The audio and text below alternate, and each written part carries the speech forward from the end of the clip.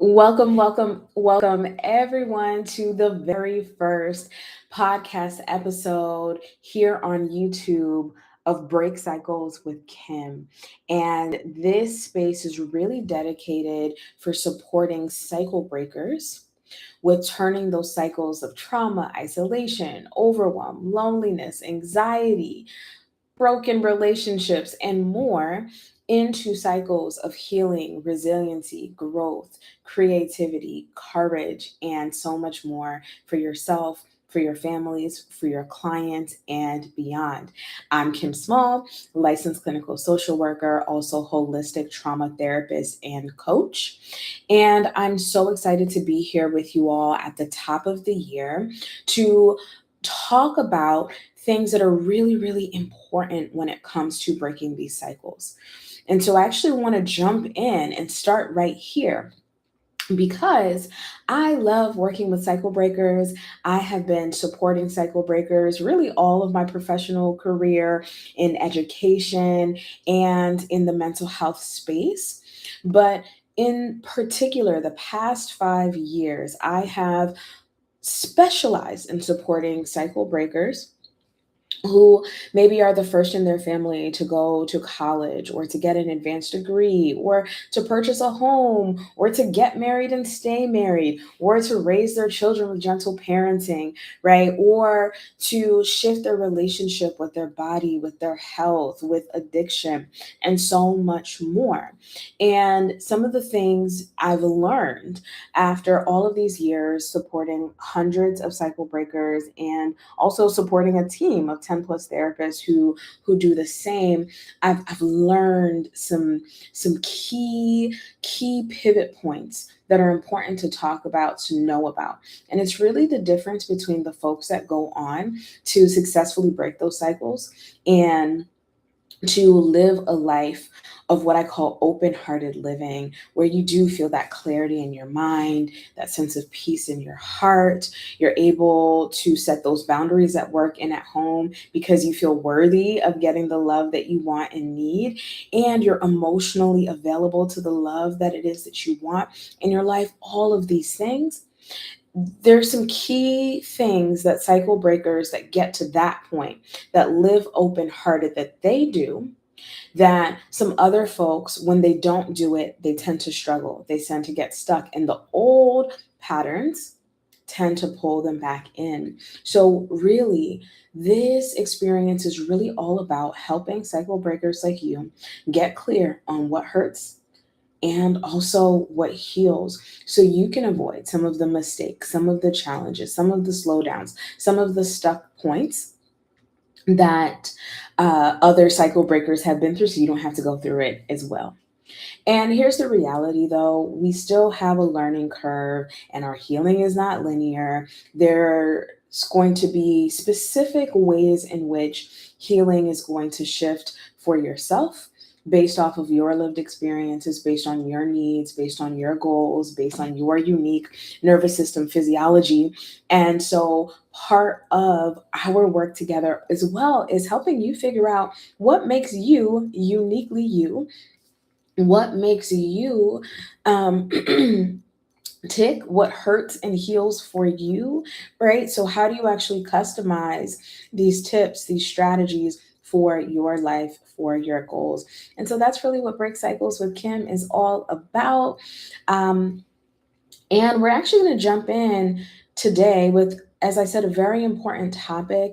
And it's why we actually struggle with taking consistent action on our goals and working with cycle breakers, oftentimes because they are one of their first in their family to accomplish something, to avoid something.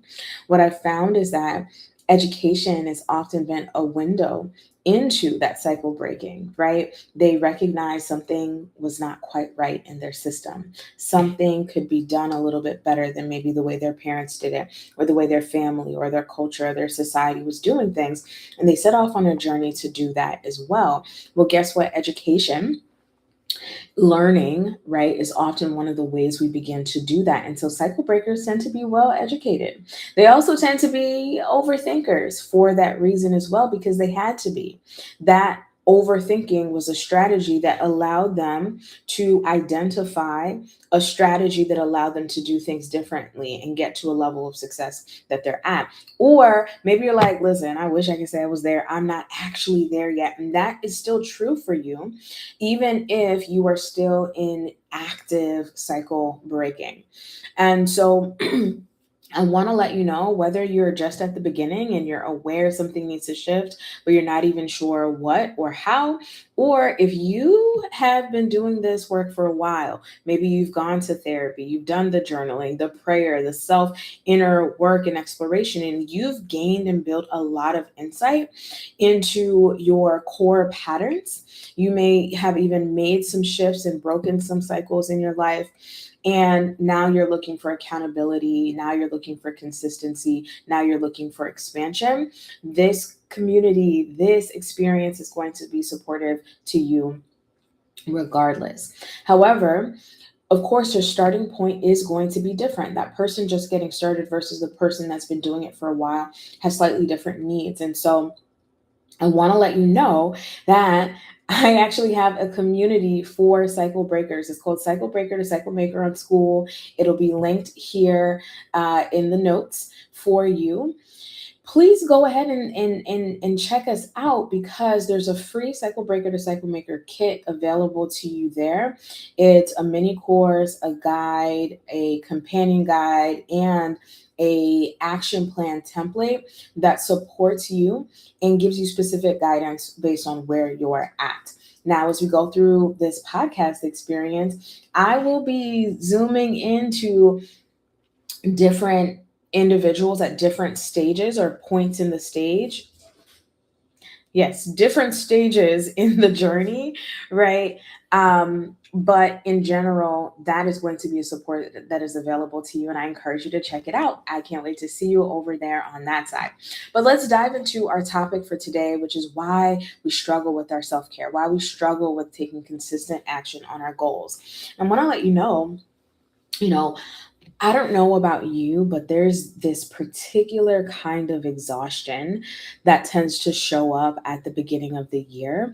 And it's not because we're working too hard or pushing too much per se. It's though an exhaustion that comes from knowing exactly what you want to do and how you want to do it differently, right? But not having the capacity to do it because the stress of last year, the cringe moments of last year, the difficulties of last year are still weighing on your spirit, but you're feeling the pressure to step into the new year with clarity and ease, right? So maybe you've done some reflection, right? You've been able to name some of the patterns. You maybe even have made some intentions, and still your nervous system hasn't caught up yet. And so it becomes very, very important at the top of the year, but really any time of the year, to really bring your nervous system into the conversation about healing, about wellness, about accomplishing your goals. Because I want to let you know, I've been studying this nervous system thing for quite some time, about 15 years now, undergrad, before nervous system and neuroscience was popular. I actually majored in neuroscience and behavior. And so I have been talking about this and learning about this for some time. And I want to let you know, nervous system is not the one to fight with. You're not going to win. And what I mean by that is that our nervous system has automatic processes for determining what is safe, what is unsafe, and its top priority is to keep you safe, to keep you alive.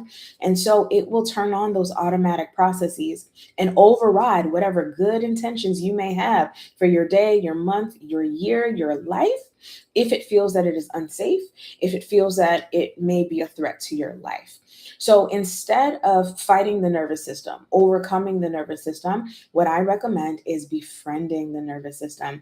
And so that's what a lot of our work, a lot of our conversation will be about, is how do you actually befriend this nervous system of yours as you set out to break cycles. And the reason this is particularly important for cycle breakers is because cycles are meant to repeat themselves. Our nervous system loves a good cycle. Our nervous system thrives on repeating cycles. In fact, our whole body, our whole existence thrives on beginning and repeating cycles. We started off as a cell that decided to replicate and repeat over and over and over and over again. And that's how we get here. And here's the thing, we repeat that cycle until some cell decides, hey, maybe we should do it differently, and it differentiates, right? But there are some specific characteristics and things that need to be in place in order for that cell to differentiate and for that to be okay, for that to be a positive experience for the system and not an experience that causes chaos. So, the two things that your nervous system needs are safety and predictability, right? Safety and predictability. I've already started talking about safety. If the body feels unsafe, the nervous system feels unsafe, it's going to engage in some automatic activities to restore that sense of safety, even if it's not really what you want for yourself. But also the predictability. And this is why I say it's so important for cycle breakers, because the way the brain gets that predictability is by repeating patterns over and over and over again, even if they're not so great for your overall well being. So, when you are actively trying to break a cycle, the nervous system is naturally going to give some pushback. And that pushback can be what we think might be a very big reaction. Sometimes it's very subtle. Sometimes it's avoidance. Sometimes it feels like laziness. Sometimes it feels like, oh, I don't need to do this anymore. Procrastination, right? Distraction. These are also tools that our nervous system may engage in to keep us in a cycle. So, how do we actually overcome that? If we need to make this change in our lives, we want to, and the change is ultimately good. The problem is that that awareness is living up here in our headspace, in our insight, but is not getting into the heart space where our nervous system, where we can speak to our nervous system and our nervous system can speak back. So, authority over shows up here. Disconnection happens here. Connection, friendship for the nervous system happens here. And so that is what I want for you. Before we get into that, though, I want to talk about briefly just naming 5 things that can kind of keep us away. And my cat is coming to visit. Hello, kitty.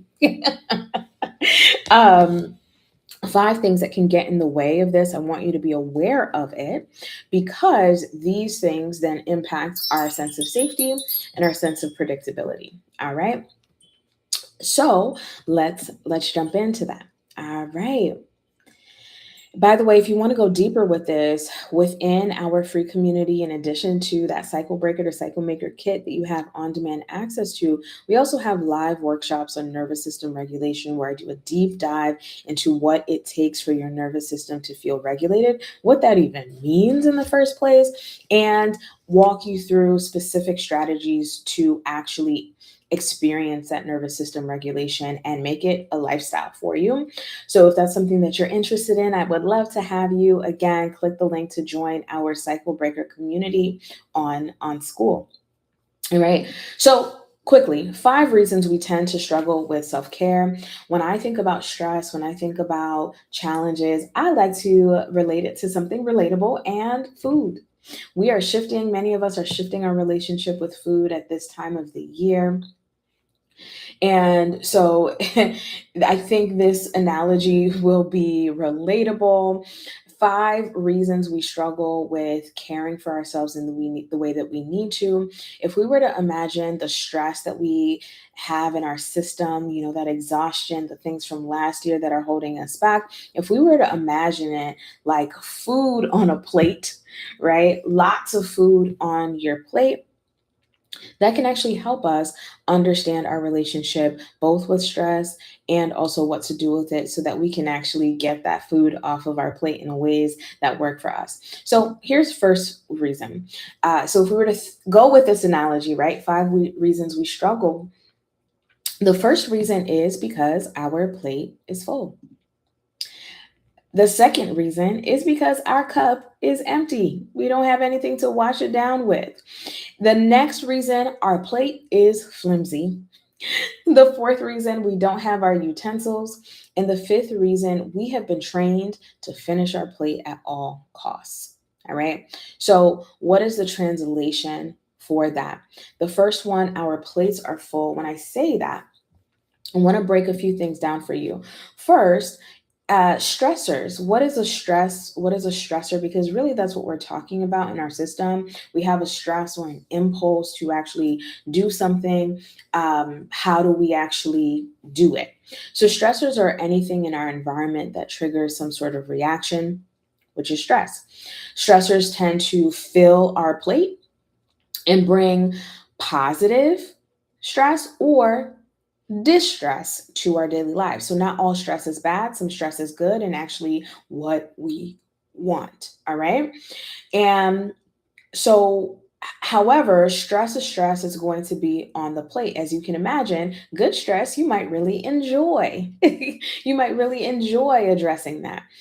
Distressing stress, you might not enjoy it as much. And so I like to think of that as like your favorite food on your plate. You can scoop that up. But maybe some people don't like the Brussels sprouts.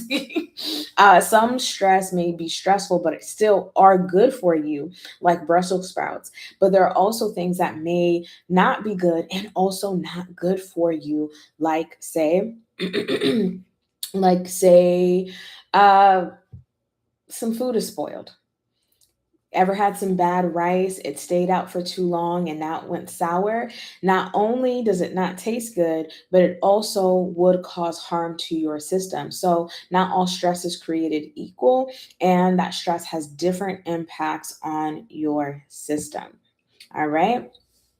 And you also have another type of stress, the stress where it's like, it's not bad, nothing's spoiled, it's just not great. You can tolerate it. And so for me, that's when, I have my maybe cornbread is on my plate and then I get gravy on it or like greens juice. It just doesn't blend the way you want it to. And you tolerate it, you eat it because you don't want to waste it. And overall, it's okay. It just doesn't taste very good, but you can handle it.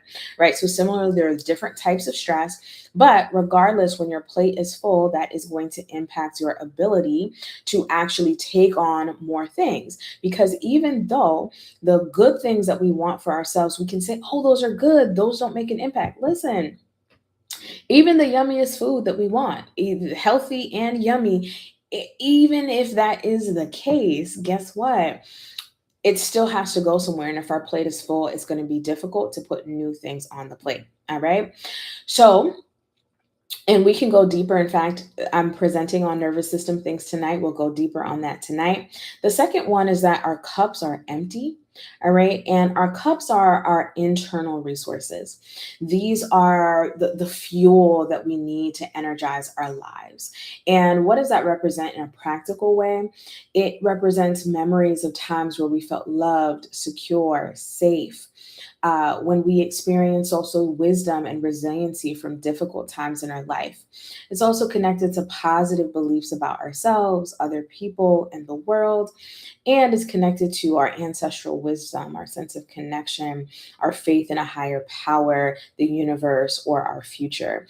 All right. So if the plate is the stress, our cup is the resource that helps to wash down the meal. Some people say you should not drink while you eat, but there's something satisfying about having a little drink next to your meal, right? To help wash it down, especially if something that tastes pretty good, right? So that's a resource for you. All right. So why are our cups empty? Oftentimes our cups are empty because we don't have or know how to use the resources that we already have. Our cups might be empty because there's a hole in the cup. Our resources are draining out before they have a chance to actually support us. Or maybe it's difficult to insulate. So think of tea that gets cold or soda that gets warm, right? And with that, I like to think of what is the crosswalk there. Oftentimes, that's things like global suffering, things like colonialism, right? Things that are outside of your immediate life and control, but still impacts the way resources feel to you, right? So, systemic issues that are not direct to you, but have an impact on you. So, what's at the root of that? Often is that we're disconnected from our resources. So, there's a dissociation of resources that we do have, and there are systems and structures at play that actually encourage that level of disconnection, right? So that's a soapbox for another time, but that is what happens. And so we need to reconnect with our resources. All right. The next reason is that our plates are flimsy. All right. So if you've ever been to a Thanksgiving meal or a family gathering and, they decided to skimp on the plates, they got the paper plates, the oil is dripping through the plate, you're struggling to hold it, especially if you have a lot of food, right? If you have a small amount of food, one or two items, that's fine. But if you have a lot on your plate, you need a plate that is sturdy. And a lot of times, the plates that we have in our lives are pretty flimsy, right? So if the stress is what's on your plate, the plate itself kind of represents the foundation that upon which we experience stress in the first place. So what is the foundation? Genetics, our temperament, our personality. It can also include values and beliefs from a family of origin, culture, society. It can be early trauma and attachment dynamics, storylines about ourselves, other people, and the world, right? All of these things shape the plate, the foundation. And so the type of plate we have impacts the type of stress that we can take on and how that stress impacts us as well. And I want to let you know, if you're listening to this and listen, it's like I was handed a paper plate in my life. I want to encourage you that you can switch out your plate. You really can. You can upgrade your plate to plastic, to porcelain, to aluminum if you want to. And that is exactly what we do inside of our community, is support you not only with managing the stress and the food on your plate, not only with getting some resources for you so you have a cup, right? But also upgrading your plate. And that's that deeper transformational work.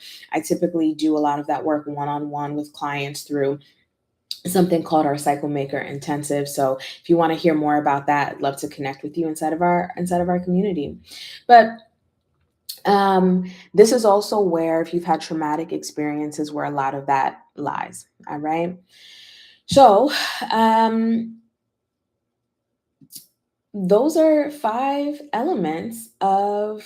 Oh, we still have one more, right? One is we don't have our utensils, right? So you have the food on your plate, which is the stress.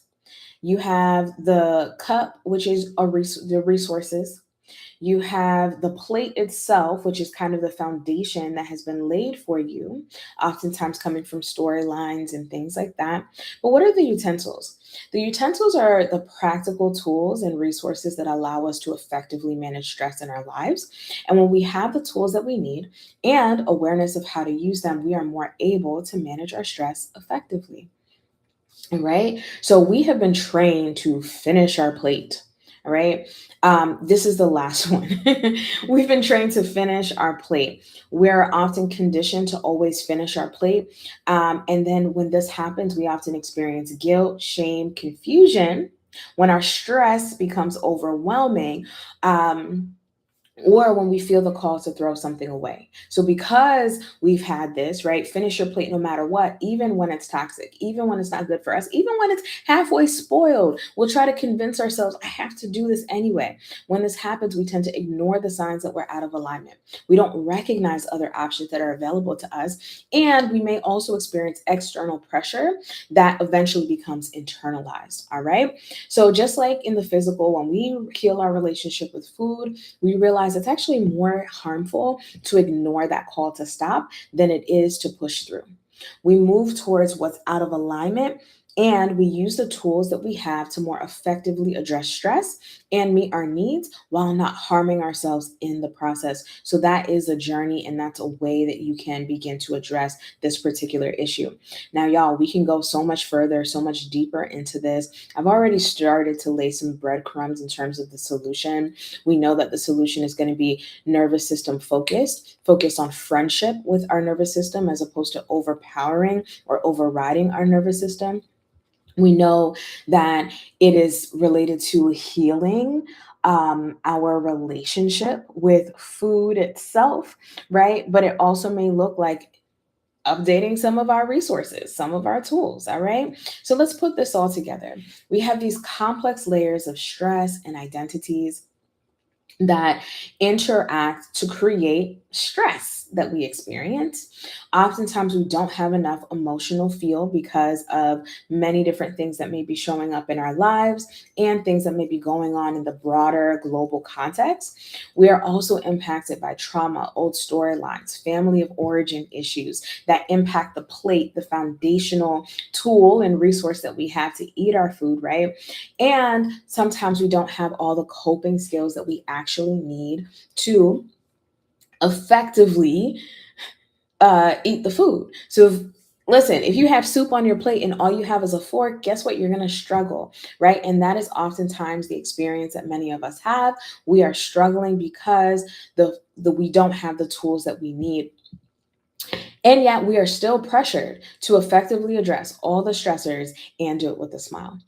With all that we're up against, it is no wonder that we struggle with consistent self care. And so, what do we do about that? I want to let you know that we actually need solutions that help move us from head, where again, power over dynamics can lie, rational thought lies, but what doesn't lie here is friendship with the nervous system. So move us from head into the heart space, into the body, where friendship with the nervous system can take place so that we can then take aligned action. We need spaces that understand the complex layers of stress that we carry and allow and encourage us to operate outside of the pressures of colonialism and internalized pressure to perform ourselves into burnout. Right? We need resources that fill our cups and energize us with the fuel we need to address our stress. We need strategies that allow us to slow down and address our trauma, update those storylines, get back into our bodies, and get back into alignment. And we need communities that replace overperforming and fitting in with belonging and alignment as prerequisites for community. All right. So, how do we get these things? There are two main core things that I want to support you with identifying and beginning to implement in your life. One of the things that we need to do, one of the first things we need to do, especially at the top of the year when you're going to accomplish some goals, first we need to update those misaligned storylines that may have been birthed from difficult experiences of the past. We need a way to really be present to, right, the things that happened in the previous years and beyond, and understand the story that we're telling ourselves and how that story shapes the way your nervous system understands what is safe and what is not safe, what is good and what is not good, what is okay and what is not okay. All right. And then we need a process that allows you to actually update that storyline in your life. And therapy is a powerful place to do that, specifically two modalities I'm trained in that I think everyone needs to know about: EMDR and brain spotting. These are brain based modalities that are addressing the working in a way that the nervous system works to help update the storyline according to the language the nervous system speaks. So you may go to therapy and you may update the storyline cognitively, the story, you can tell it differently, but here in your body and your system needs to feel the story differently. So having specific tools that can support you with that. There are also journaling practice that can support you with that. And one of my favorite breath work practices that can support you with that as well. The other thing that we really need to support that nervous system update the nervous system updated needed. Sorry about that.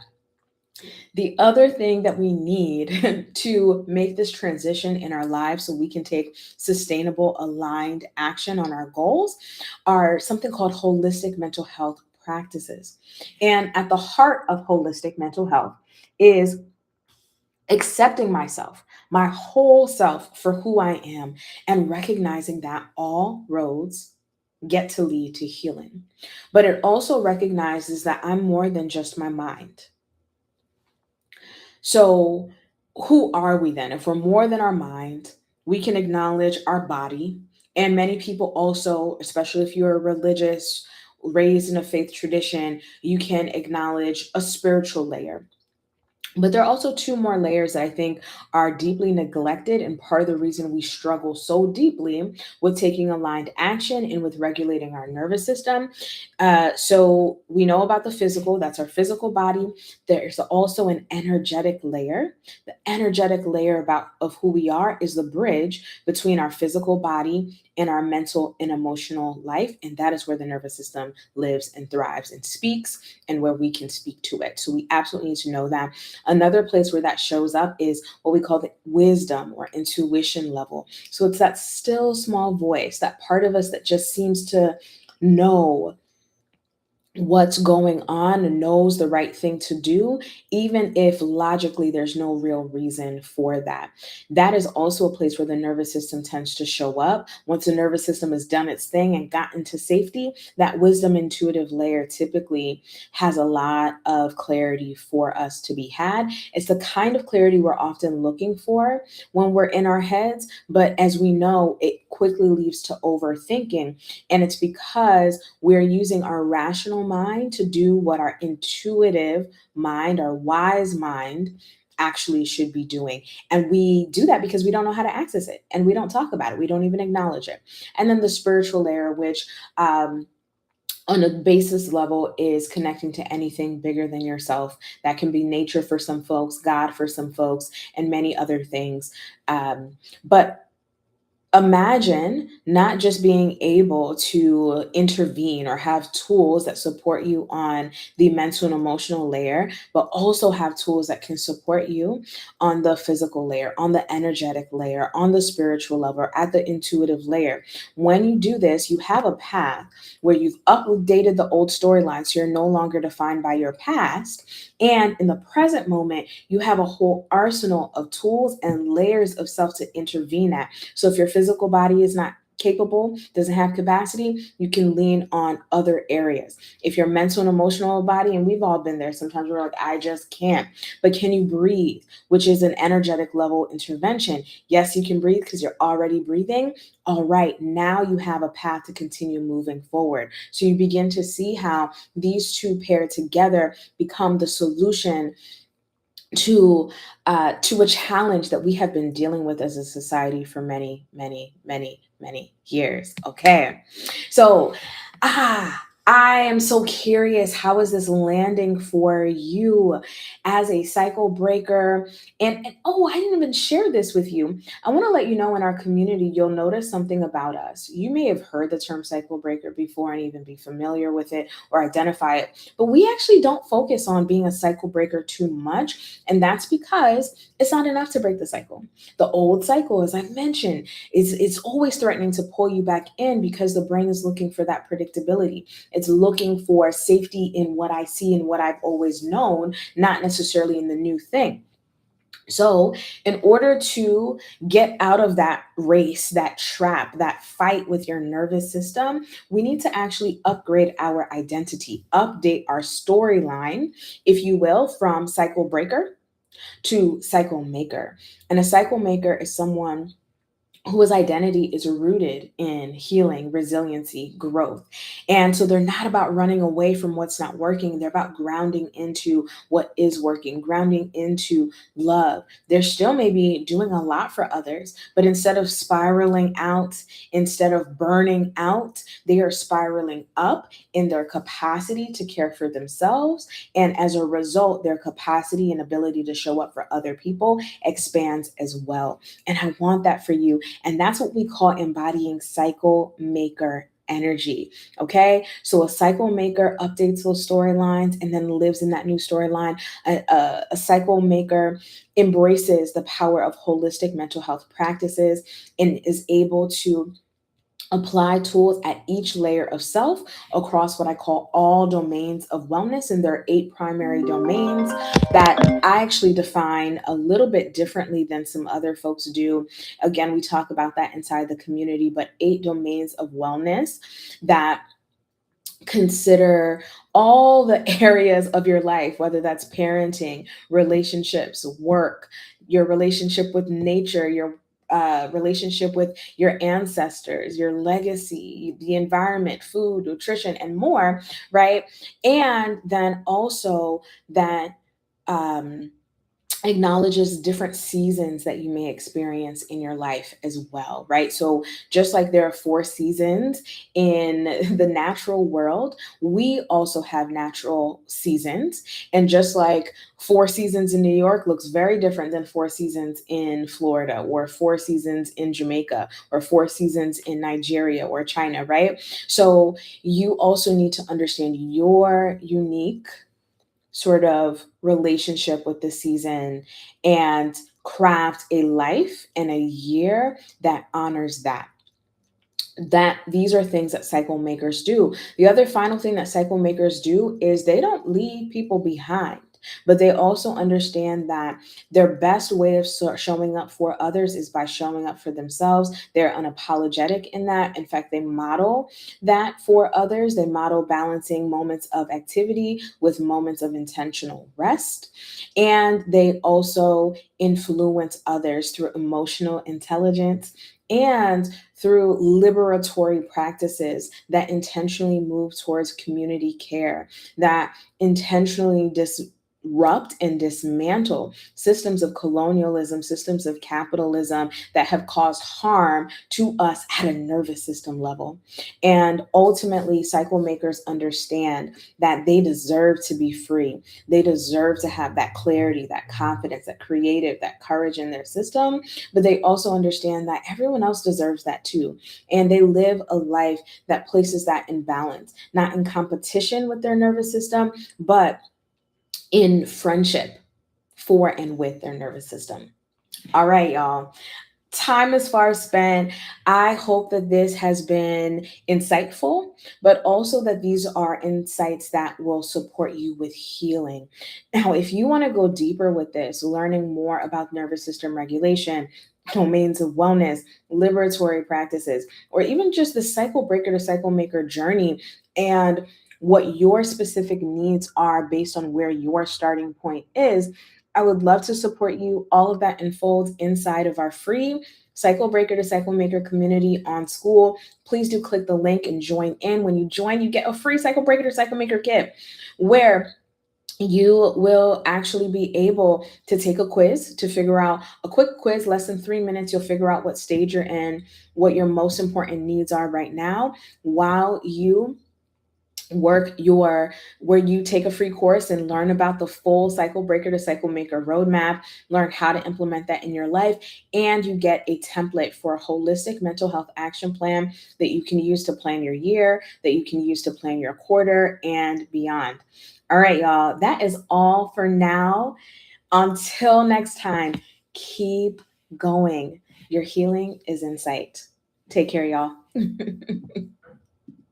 And by the way, if you're watching the replay, I would love to know what this experience was like for you. Please do share your takeaways in the comments. Of course, when you like, comment, subscribe, share, it just helps to get this work out there and makes it easier for me to do more and more and more of this for you. So if you really appreciated this, if there was even one thing that stood out to you, please do share it. Please do subscribe to the page. And I look forward to seeing you next week, where we will continue to unpack important elements on the cycle breaker to cycle maker journey. If you have follow-up questions, let me know, because I may just use those questions to guide what I talk about next. All right, take care, y'all.